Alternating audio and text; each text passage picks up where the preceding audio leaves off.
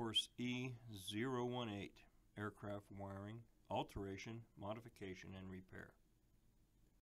This training introduces a simple process to avionics technicians and inspectors to keep track of their progress while doing an alteration, modification, or repairs. Please understand that this process is over and above normal aircraft maintenance documentation and records. The aircraft modification projects that we undertake tend to be extremely detailed and lengthy, and in some cases requires the use of multiple documents such as ADs, service bulletins, and STCs.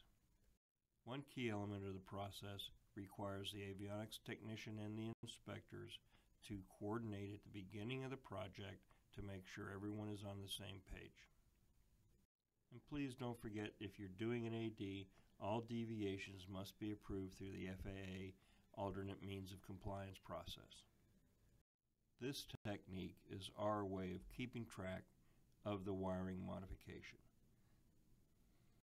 We start off with copies of the wiring diagram sheets that will be used for the installation. We'll put the N number and the work order number on the top of each page. The next step is to create your legend that will be placed on each sheet.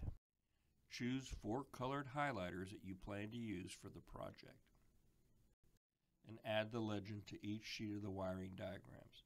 In our example, we've used yellow for wire routing, orange for wire termination, green for continuity checks, and blue for power and ground checks. Here is an example of a wire diagram sheet with the N number and work order number and the legend already in place. As you start the installation by routing your wires, once you've got a wire routed and secured, go to your diagram and highlight the wire number in the color that you selected for that step.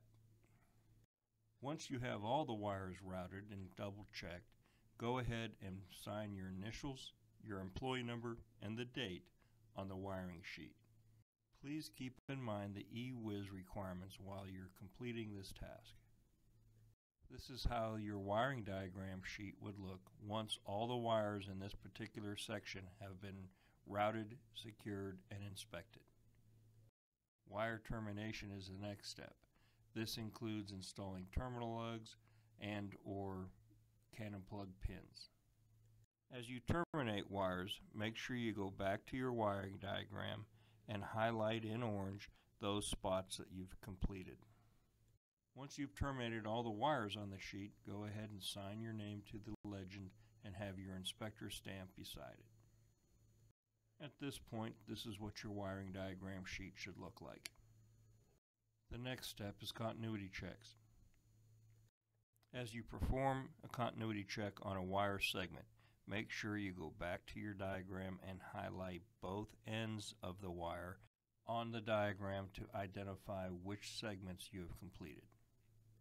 As you can see, at this point of the project, the wiring diagram is going to be pretty full of highlighted areas. When all the continuity checks are complete, go ahead and sign the legend. We have one more step in the process before we start installing LRUs and perform operational and functional checks. We're now ready to do power and ground checks. This is the time to verify that you have the proper voltage at the end of a wire run and that you have good ground connections. Once your power and ground checks are completed, mark them on the wiring diagram and sign for your work. You're now ready to install your LRUs and perform your operational and functional checks. Keep in mind, all of these steps have to be documented on the work order. Remember, with experienced technicians and inspectors, task familiarization, current tech data, close coordination, and quality verification, and accurate documentation will keep our customers happy, and they will return. Thanks for your time and attention.